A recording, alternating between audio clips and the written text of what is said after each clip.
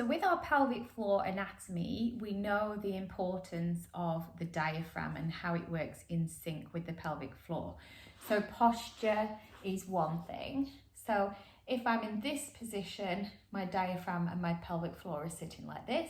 Whereas if I bring the ribs over the hips, they're in this position. So that cylinder of intra-abdominal pressure that helps to work our pelvic floor and core can work more effectively than in this position. Now, our diaphragm actually inserts into the mid and lower spine.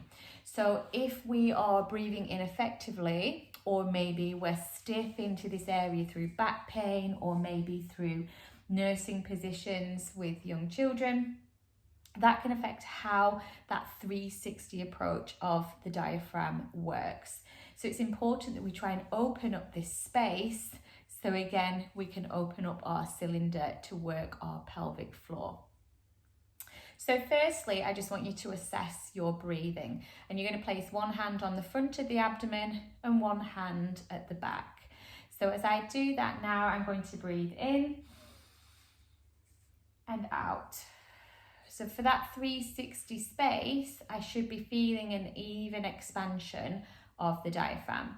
I can do the same with the hands on the side of the rib cage. And as I breathe in, I should feel like the ribs are moving sideways versus everything being up here in the chest or all into the belly.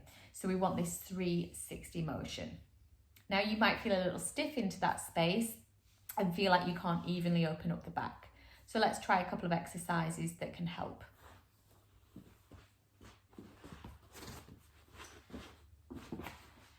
So from here, I'm going to use a block and I'm going to place the forearms into the block. I'm coming up into a semi-kneeling position where I'm just going to tuck the bottom under and hinge forward. So my back's in a nice long line.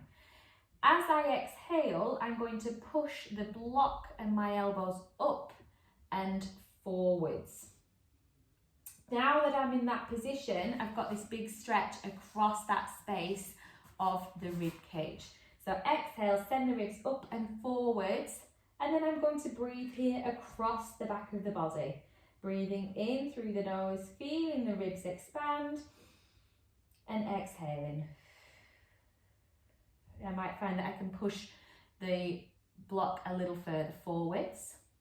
You might find as well that stretch gets stronger. You might feel the abdomen starting to work.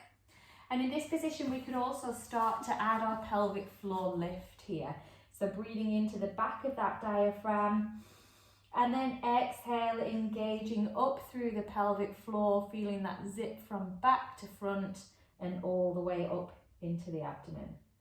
Breathing into the ribs, breathing out, engaging that pelvic floor. The next version of our exercise is that we're actually going to close down the belly to try and help us open up the back. So again, you could use your block, a ball, a towel rolled over, and you're going to bring that into the abdomen. And from here, I'm folding over into child pose. You might find just resting something under the head. And then as I relax, I take a breath in. But again, this time I can't breathe into the abdomen because this is closed down, so it's going to make me breathe across the back of that diaphragm and down into the lower back. This time we're not working with the pelvic floor, we're just going to create some space and room in that diaphragm. So breathing in and out. And you can stay here for as many breaths as you like until you start to feel the back of that rib cage opening up.